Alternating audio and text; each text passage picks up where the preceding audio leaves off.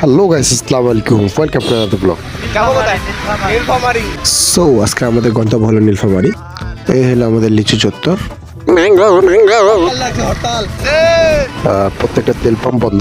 তেলের সংকট না থাকা সত্ত্বেও তারা তেল পাম্পটি বন্ধ রেখেছে। না আমি বললাম তেল না দিয়ে একটা স্পিরিটের বোতল ঢালে দিয়ে একবারে উড়ে উড়ে যাবো।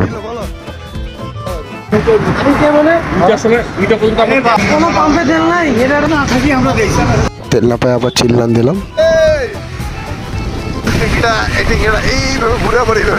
তেল না পায়ে বাংলাবাদী হিন্দি কথা বলা শুরু করছে।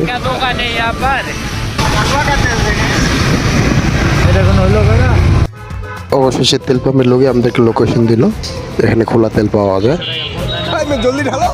পরে লিটারে 40 টাকা বেশি দিয়ে আমাদেরকে তেল নিতে লাগলো। আর বন্ধু তেল পেয়ে খুশি।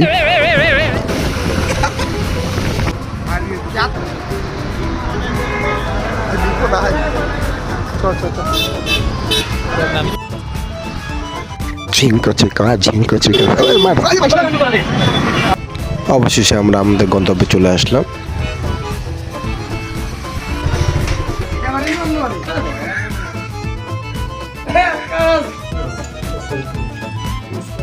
হালকা নাস্তা অনেক করেই বাইরে যাবো, পরিবেশ দেখবো, ঘুরতে বের হলাম।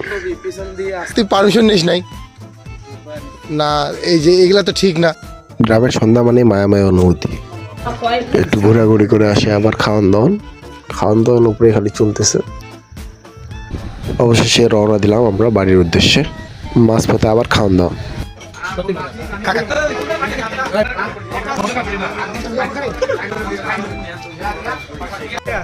5 টাকা দুধ চা, আর কি চাচ্ছিস মামা? বল বল। আবার দেখা হবে নতুন এক ব্লগে। সকলে ভালো থাকে, সুস্থ থাকেন। আসসালামু আলাইকুম ওয়া রাহমাতুল্লাহ।